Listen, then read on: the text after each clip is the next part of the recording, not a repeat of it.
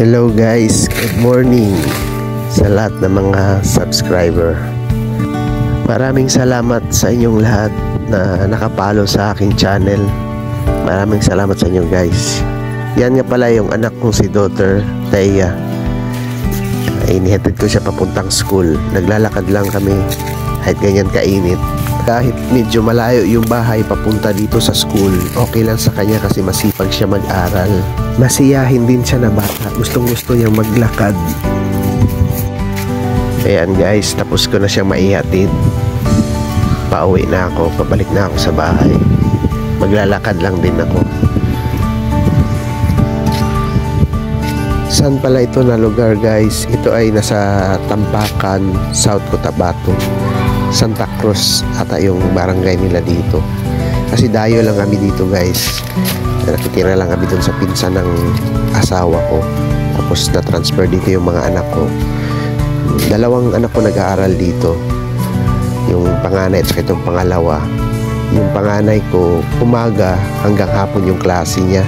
Tapos itong si Daughter Thea, itong inihatid ko hapon at tanghali lang hanggang hapon. Mamayang uwian nila, susunduin ko na naman sila. Tapos dito naman kami ulit dadaan. Bilang isang ama tayo sa mga anak natin, gusto lang natin silang protektahan, gabayan at mapalaki ng maayos.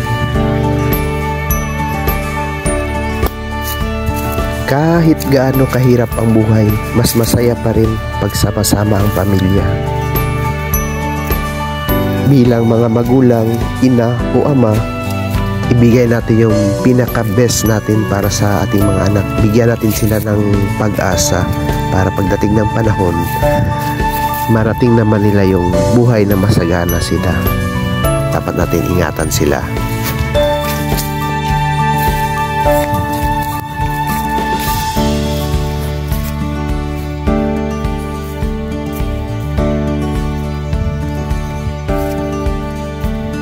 Isa pa sa kagandahan na lugar na ganito guys, kung tawagin ko ay bukid.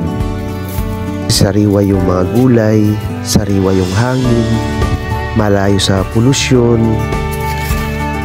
Dito ko rin naobserbahan na yung mga kapitbahay, kung gaano sila makisama, kung gaano sila kabait. Sa kapitbahay pa lang dito guys, panalo ka na.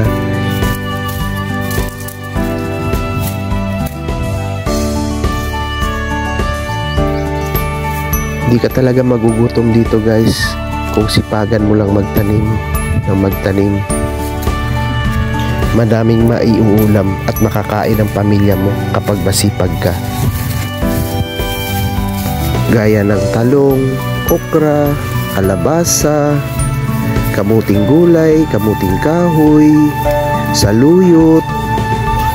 Yung mga ordinaryong gulay lang na makita natin sa bakuran.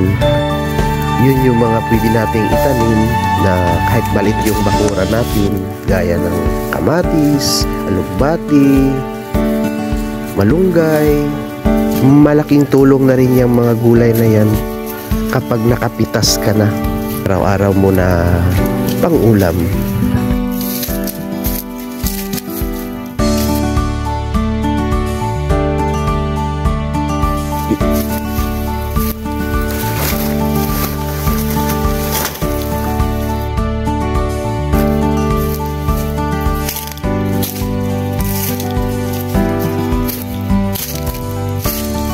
Sa ganitong sitwasyon guys, tiwala at dasal lang ang panlaban natin dito.